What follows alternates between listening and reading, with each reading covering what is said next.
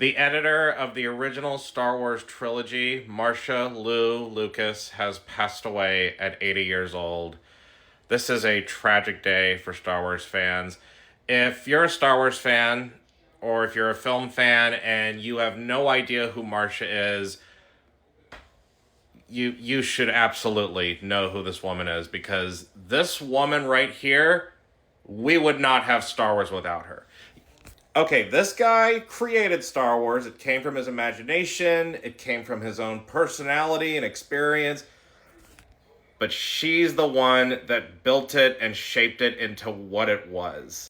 Marcia was born 80 years ago. She grew up in Modesto, California, and she was a film editor. She worked with such acclaimed filmmakers as Martin Scorsese, and she even worked on her husband's first two directorial films, THX 1138 and American Graffiti. And of course, as I mentioned, she was the editor of the entire original Star Wars trilogy.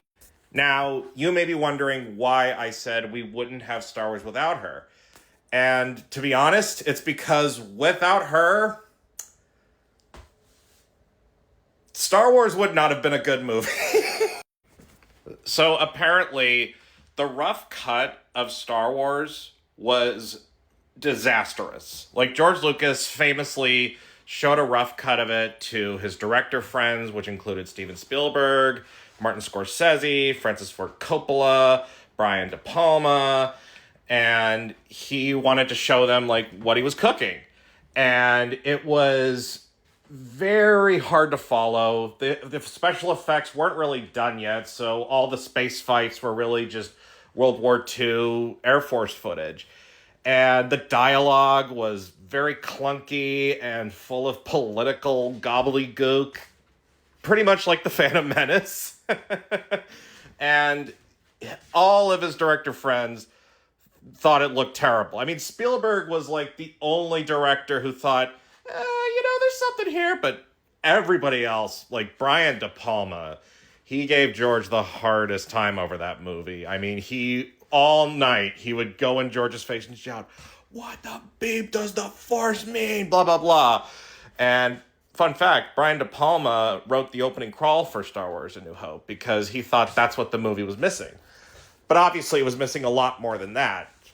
It's been said millions of times that George Lucas is not really an actor's director, and he's also not very good at writing dialogue, putting it nicely. And he's even admitted this. He's admitted in many interviews that he does not like directing actors or writing dialogue. Like, he prefers to have someone else do that so he can focus on the big picture. It's kind of like he has a great idea for a sculpture, but he prefers to have somebody else sculpt it, if that makes sense. And Marcia was probably the best damn sculptor he ever had. Marcia took the rough cut of Star Wars, cut out all the boring political scenes and cut out all the scenes that went on too long, and edited certain scenes in the correct sequence. And she even gave some tips on how to fix the script along the way. Like, she was the one who suggested that Obi-Wan should die halfway through the movie, because she felt that if Obi-Wan survived at the end, there wouldn't be as much tension. Her biggest contribution to Star Wars by far is the Death Star trench scene. Now, the Death Star trench scene at the end of the first Star Wars, which we now call A New Hope, it's got to be one of the top 10, maybe top 5 greatest climaxes in movie history. Every time I watch that scene, I am always on the edge of my seat. Even though I've seen the movie 100 times, I'm always on the edge of my seat. A lot of it is because of the amazing music by John Williams and the groundbreaking special effects and Marcia's editing. In fact, Marcia also gave a really great tip on how to make that scene even better. We all know how the scene goes.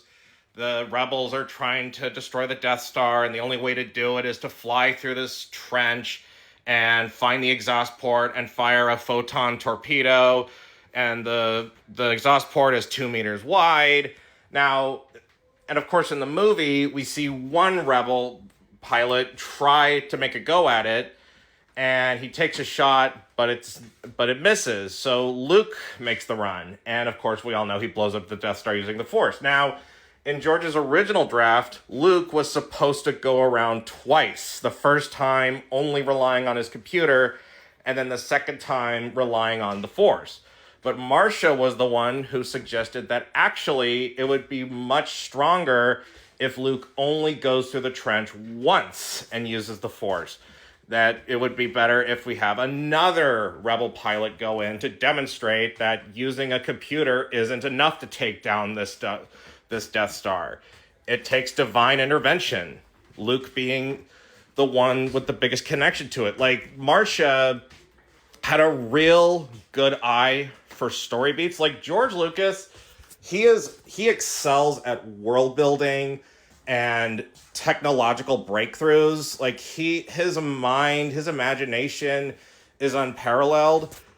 But I feel like Marcia had much better understanding of little touches like acting moments, emotional moments. Like, a lot of people say that she's basically the heart of Star Wars, and I think there's a good argument for that. I mean, Marcia herself denied that she is the heart of Star Wars. She said that George deserves credit for coming up with Star Wars, but still, I mean, I think that's her being humble. She absolutely is the reason we have Star Wars as it is.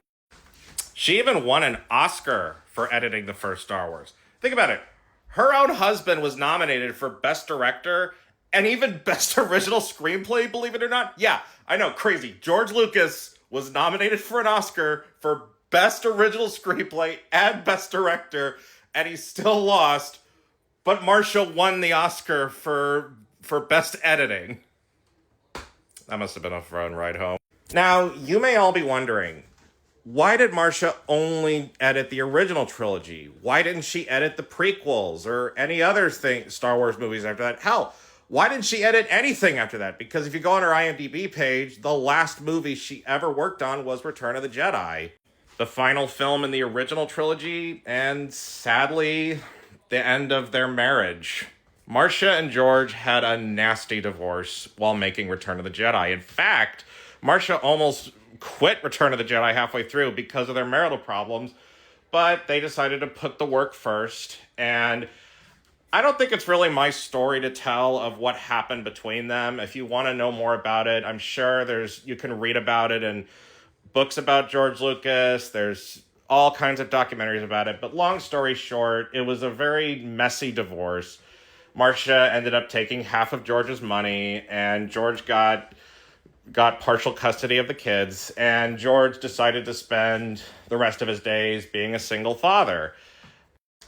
And obviously, the divorce left a huge impact on George as it affected Indiana Jones and the Temple of Doom. Yeah, if you ever watched Indiana Jones and the Temple of Doom and wonder, why is this movie so dark, violent, anti-woman, and why does it include a guy getting his heart ripped out of his chest?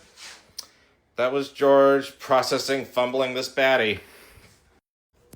Marcia's passing is tragic, but what an amazing legacy she's left behind.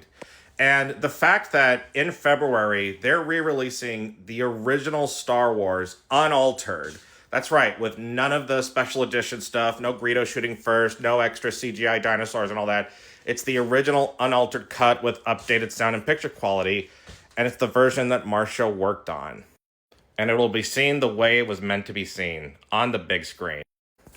Marcia may no longer be here physically, but her legacy will live on forever. Marcia, thank you, and may the Force be with you.